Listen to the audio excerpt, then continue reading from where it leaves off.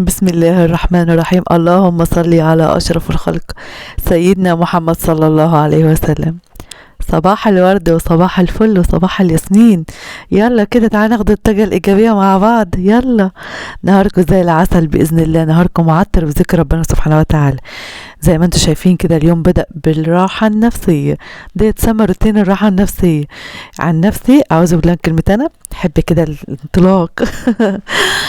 بصوا بقى، صلى على النبي عليه افضل الصلاه والسلام.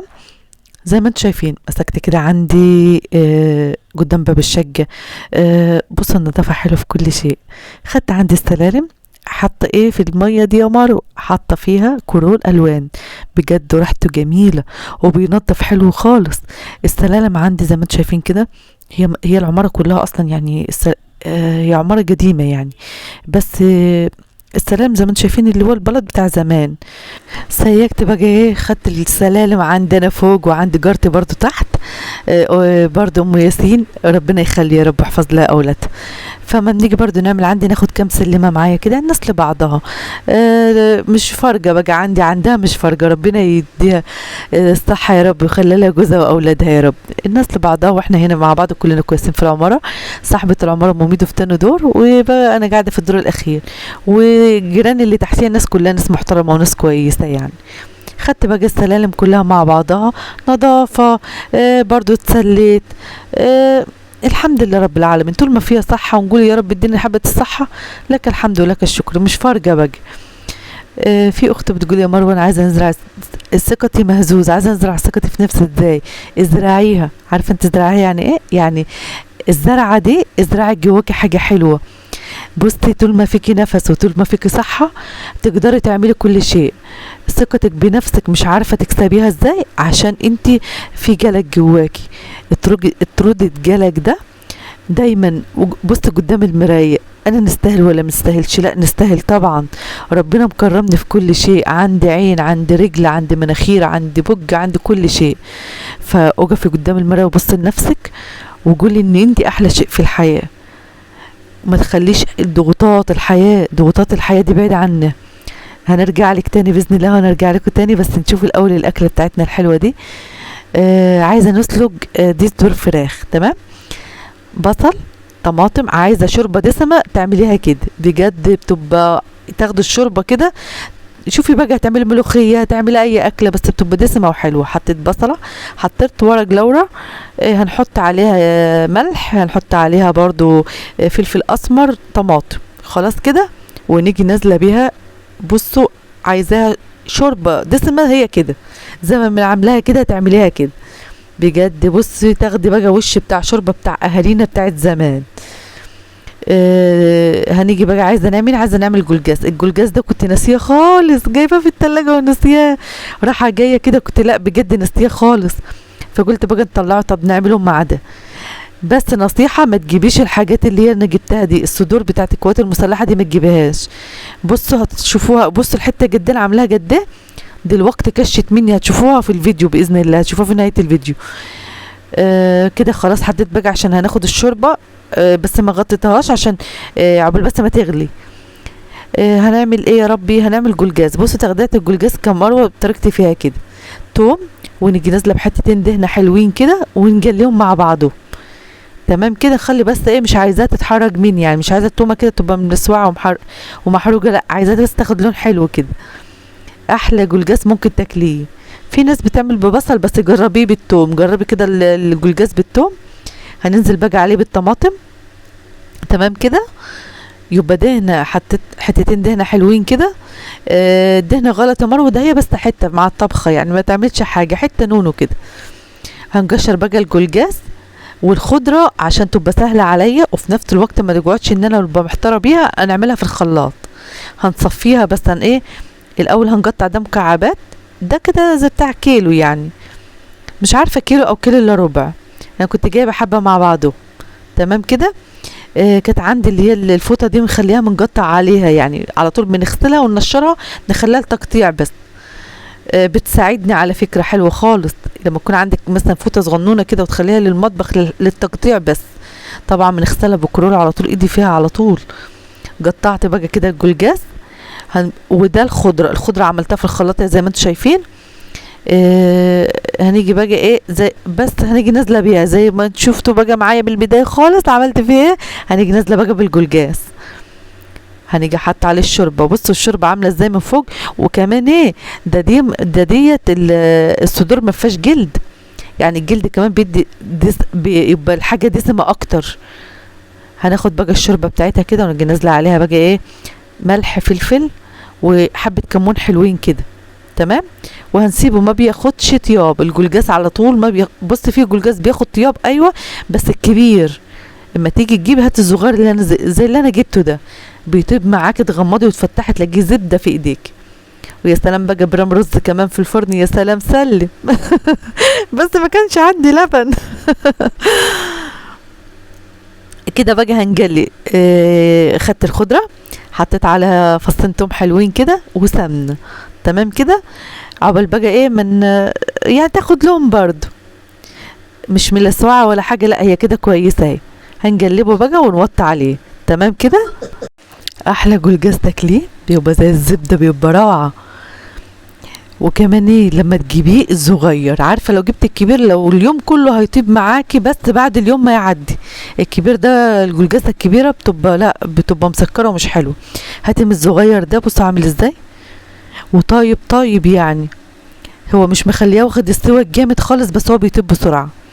هروح بقى نعمل رز بشعريه، تمام. بصوا الجلجاس كده خلاص خلصت الفراخ. هنعمل رز بشعريه. هنيجي حاطه ايه معلقتين زيت مع معلقه سمنه، ونيجي نازله بالشعريه محمراها. تركته حلوه، تركته سهله وبسيطه، كلكم بتعملوا احلى حاجه، بس كلنا نفيد بعض. يعني انت طريقه انا طريقه، في حاجه بتقولوا عليها في الكومنتات، في انا حاجه زي ما انتم شايفين كده يعني، فكلنا نفيد بعضنا. هجلبت بقى الرز كده تجلبه حلوه لحد الشعريه لحد ما تاخد لون حلو معايا. تغيير في الاكل، مره رز في الفرن، مره رز بشعريه، مره رز ساده، مره رز ابيض، تنويع في الاكل يعني. خليتها بقى تاخد لون حلو كده، ونيجي نازله عليها بالرز. اعملوا حسابكم كمان ان هناخد الشوربه نستغلها في الاكل كله. بس النبات الشوربه مش دسمه، يمكن شويه يعني عشان ما فيهاش جلد، لان الجلد بيعمل دسامه في الاكل، تمام. كده جلبته بقى. هنيجي واخده الشوربه زي ما قلت لكم هنستغلها في الاكل. هنحط ورق لوري، حبه ملح حلوين كده للرز، وهنوطي عليه خالص عشان ما يلزقش مني في قعر الحل ويطيب براحته بقى، تمام كده.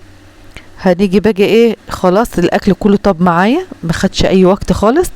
انت ممكن لو انت موظفه تعملي يعني تحضري الحاجه من بالليل، خدي افكار يعني. إيه مثلا هنعمل اكل نقطع الجلجاس، لو انت مثلا موظفه تقطعي الجلجاس من بالليل، نعمل خضره من بالليل، نعمل تسبيكه الحاجه من بالليل، هتبقى سهله عليك. بصوا بقى الصدور دي ما حدش يجيبها حقيقي. بصوا كشت مني ازاي، مش عارفه ازاي دي، مش عارفه، بس الحمد لله اتاكلت برضه يعني. التتبيله دي حبه من عصير الطماطم، ملح فلفل كمون، بس كده وخلاص. وجيت حطها عليها بهارات فراخ ودخلتها الفرن. بصوا بقى الجمال. كمان لو في فرخية حلوة كده او وراك كبيرة تعملها كده بجد روعة روعة روعة. بصوا عاملة ازاي، شايفين. والجلجاس برضو كان طاب، الحمد لله نعمة وفضل من عند ربنا. وده كان غدايا انا وكتاكيتي النهاردة. تعالوا بقى اتغدوا معايا، يستاهل بوجكم كلكم. ما تنسوش بالله عليكم في اللايك، عشان زي ما انتم عارفين اللايك ده بيقترح فيديوهاتي وبيرفع الفيديوهات اكتر. كتر الف خيرك تشاهدي لي الفيديو للاخر، كومنت حلو زيك، لايك. الحمد لله كده خلصت. نازله على خالتي، رحت لقيت خالتي عامله محشي. هل نسيبه؟ لا والله ما هنسيبك. كنت غبت بقى شويه، قعدت وقعدنا كلنا مع بعضنا، وده اللي كان اليوم بتاعي. بصوا خالتي كانت عامله المحشي ازاي. كانت هي وهناء غرفنا بقى وكنا كلنا مع بعض بره. بس تقولوا لي بقى ايه رايكم بقى في حله المحشي بتاعت خالتي؟ ربنا يديها الصحه ويدي امي وامهاتكم جميعا يا رب، اللهم امين. وكده كان فيديو النهارده. اتمنى يا رب اللايك بتاعكم كده والكومنت الحلو. اتمنى يا رب الفيديو يكون عجبكم، اتمنى يا رب نكون عند حسن ظنكم باذن الله. خلاص كده كنت خلصت بقى. وكلت، وبعد كده قعدت شويه وروحت. اختي بقى اللي بتقول لي يا مروه ازاي نزرع ثقتي بنفسي. بصي يا ستي، والله العظيم ما حد هينفعك بعد الشر، بعد 1000 مليون شر عليك. بصي انتي وقفي قدام المرايه وشوفي نفسك، شوفي نفسك، بصي لنفسك، ربنا مكرمك في كل شيء. عارفه انت بصي الناس اللي ليها طاقه ايجابيه تعاملي معاها. انت في حياتك حاجه مزهجاكي، حاجه مضايقاكي جواكي، ورقه وقلم واكتبي الحاجه اللي مزهجاكي وقطعيها افركيها بايديكي، هتلاقي نفسك نفسيا ارتحتي. امدحي في نفسك على طول، انا نستاهل عشان ربنا خلق فيا كل شيء، انا نستاهل. في فيديوهات جايه اكتر عشان الفيديو ده خلاص فقره الدعاء. الفيديو ان شاء الله رب العالمين فيديو هنعمله مخصوص ليكي باذن الله، باذن الله رب العالمين. وهنقول لك برضو ايه الفيديو هيبقى مكتوب عليه ايه من بره. يلا كده كل اخت بتقولي ادعي لي ربنا يكبر بخاطركم، اللهم امين يا رب العالمين. في ام شاهد ربنا يحفظها ويخليها لزوجها ولاولادها يا رب ويبارك في عمرها، اللهم امين يا رب العالمين. في اخت حبيبتي برضو بتقولي ادعي لي يا مروه انا عندي نزيف، ربنا يشفيك يا رب ويعافيك ويعفى عنك، اللهم امين يا رب، وتقومي ب1000 مليون سلامه، اللهم امين يا رب العالمين، انت واللي زيك. في ام سيف، ام يوسف، ربنا يحفظ لك يوسف ويشفيه يا رب ويشفي كل مريض يا رب، اللهم امين يا رب العالمين، وطمن قلبك عليه يا رب، اللهم امين يا رب. في ام سامي من فلسطين، ربنا يسعد قلبك ويفرحك باولادك يا رب ويحفظك ليهم يا رب، اللهم امين، وتشوفيهم في اعلى المراتب، اللهم امين يا رب. في اخت حبيبتي برضو ام ل3 بنات، ربنا يحفظهم لك ويبارك لك فيهم وتشوفيهم احلى ملكات قلبك، اللهم امين يا رب، تشوفيهم احلى عرايس يا رب، اللهم امين. في ام نضال، وربنا يفرحك باولادك ويحفظك يا رب يا ام نضال ويجعلك مباركه اينما كنت، اللهم امين يا رب العالمين. ام محمد البحرين، ربنا يسعد روحك الحلوه يا رب ويسعد قلبك، اللهم امين يا رب. منيره الشامري من السعوديه، ربنا يجازيك خير ويبارك لك في اولادك وفي زوجك يا رب ويهديهم لك يا رب ويرزقك من حيث لا تحتسبي، اللهم امين يا رب العالمين. سحر من المنيا، ربنا يسعد روحك الحلوه يا سحر يا رب، اللهم امين. في ام انس ومريم، ربنا يحفظ لك انس ومريم وتشوفون في اعلى المراتب يا رب، اللهم امين. مريم امتحاناتها شغاله، ربنا معاكي باذن الله، او دراستها تقريبا شغاله، فربنا معاكي وان شاء الله تبقي في احسن حال يا رب، اللهم امين، انت واخوك ربنا يبسط ماما بيكم يا رب، اللهم امين. ام الحبيب عبد السلام ومريم، ربنا يخلي لك الحبيب ومريم يا رب وتشوفيهم في اعلى المراتب يا رب ويرزقك الرزق الواسع المبارك، اللهم امين يا رب. سارة من الجزائر، ربنا يسعد روحك يا سارة ويفرحك باولادك ويرزقك انت وزوجك يا رب من حيث لا تحتسبي، اللهم امين يا رب. ام نضال، ربنا يسعد روحك ويديك الف صحة والف عافية ويفرحك باولادك، اللهم امين يا رب. في دينا من مصر، ربنا يسعدك يا دينا ويرزقك يا رب بابن الحلال اللي يهنيك ويريح بالك، اللهم امين يا رب العالمين.